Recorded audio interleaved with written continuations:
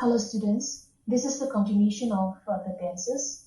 So in the previous video, I had explained the simple present tense, simple past tense and simple future tense. I had also explained the continuous tenses, that is present continuous tense, past continuous tense and future continuous tense. So in this video, I'll be explaining the perfect tense and also the perfect continuous tenses. Okay, so now perfect tense. Perfect tense here has or have.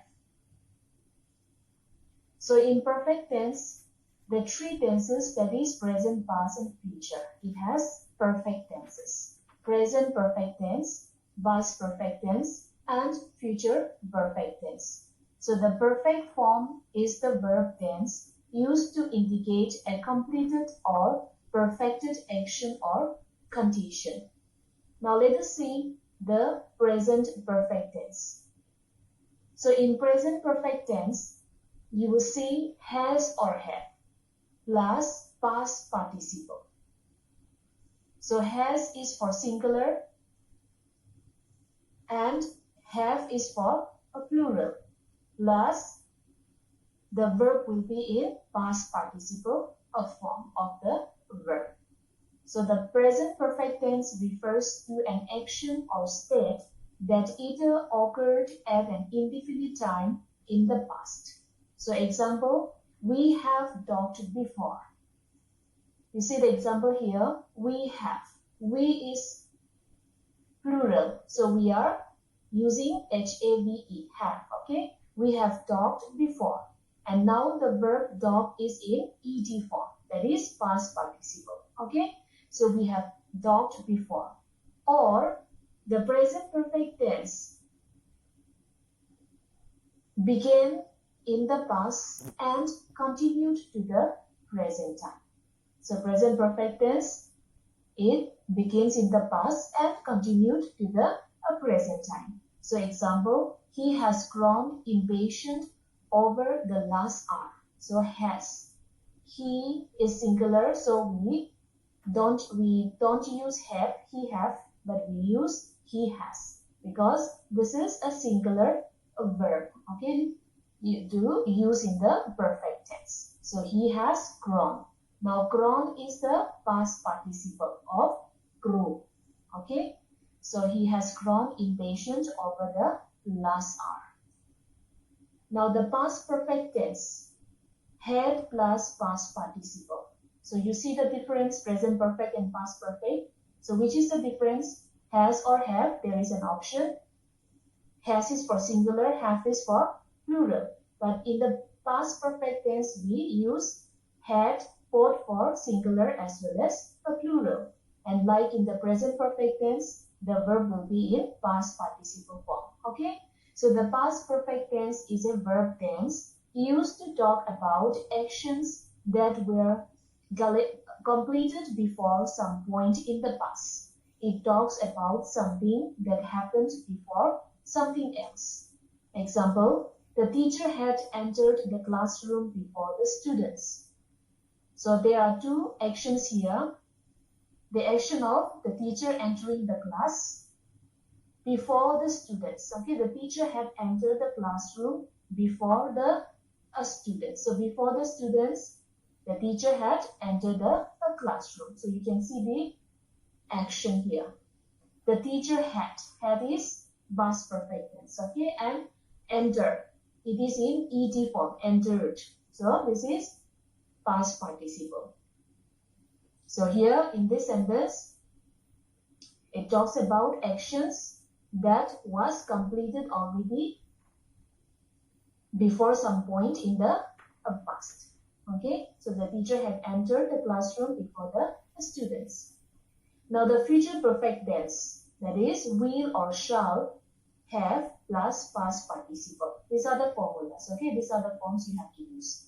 Will or shall. Future tense is always indicated by will or shall, right? So will or shall have plus past participle.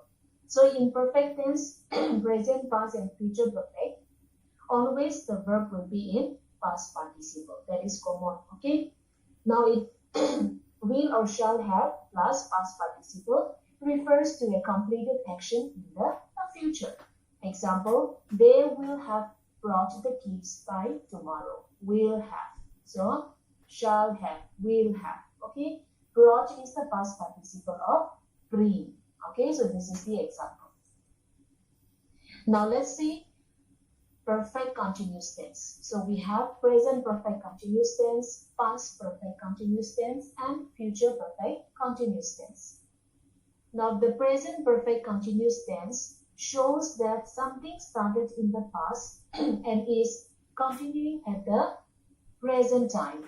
It is formed using the construction has or have been plus the present participle root plus ing, which means verb plus ing. Example, play plus ing is playing.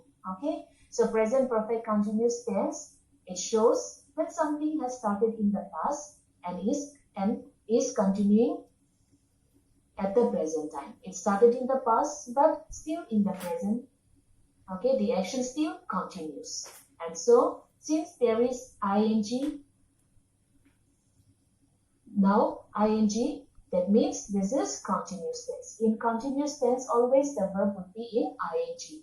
Earlier also, when I was explaining present continuous, past continuous, and future continuous, we had already seen that the verb is in ing form. Okay, so keep it in your mind, ing. Okay, that is continuous tense. So it is formed using the construction. So this is the construction, has or have. So has is for singular, have is for a plural. Then you will put pe here. Okay, been plus verb plus ing. That is the present participle. Present participle means root plus ing, or in short, verb plus ing. Example, Mina has been living with us since 5 years. So Mina is a singular talking about one person. So we are using this has. Okay, because this is a singular verb. Okay, and you can see the verb. Okay, the main verb, living, live, living, ing form. Okay, so this is present perfect continuous tense. Now the past perfect continuous tense shows that an action that started in the past continued up until another time in the past. It is constructed using had been plus the present participle, that is verb plus ing. It's very easy. Okay, so only the difference is had been. Had. Okay, earlier in the present perfect continuous, there is has or have been. Here, had been. Both singular and plural, okay, subject, noun can use had, okay, in the past perfect continuous tense. Now the example is, she had been waiting for them to clear up their room. Had been waiting. So she is singular, but here, since this is past perfect continuous, we will not use has. If we use has, then it will become present perfect. Okay, continuous. So this is past perfect continuous. So we are using had been plus verb plus ing. So wait plus ing is waiting. Okay. Now the future perfect continuous tense is a verb tense that describes actions that will continue up until a point in the future. It is constructed using will or shall plus have plus been plus the present participle. So that is verb plus ing. So you try to memorize all this. Okay, these are the formula. Okay, we can say these are the formulas. So the construction for the future perfect continuous tense is will or shall plus have plus been plus verb plus ing, or root plus ing. Okay, or it is called as the present participle. Example, they will have been following the tradition of marrying at an early age and settling in the same village. So they will have been, Now follow plus ing is following, right? So they will have been following. Don't you see? Okay, the construction, it is same, right? So will or shall plus have plus been plus verb plus ing. Okay, so this is future perfect continuous tense. Now let us see the explanation of present perfect, past perfect, future perfect, and also the perfect continuous tenses is already done. Now, let me give you a short information about this, okay, so that it will help you. Okay, so persons. In grammar, how many persons do we have? 3 persons. Okay, 3 persons. That is first person, second person, and third person. And in English grammar, how many numbers do we have? We have got only 2 numbers. Okay, so the numbers are singular and plural. So 2 numbers, 3 persons. Now you see this. So persons I have written here, first person, second person, and third person. And these persons are written in singular and plural. So what is the first person singular? That is I. Okay, I means talking about only one, right? So this is under singular. So first person singular is I. When it becomes plural, then it will become we. I will be changed into we or turned into we. We is plural. Now second person singular is you, and the plural is also you, which means you can be used in singular as well as in plural according to the sentence, according to the meaning of the sentence. Okay, so both second person in singular and plural. Okay, it is you. So you can be used in singular as well as in a plural. Now we have the third person. Third person singular is he is singular, she is singular, again it. So he, she, it.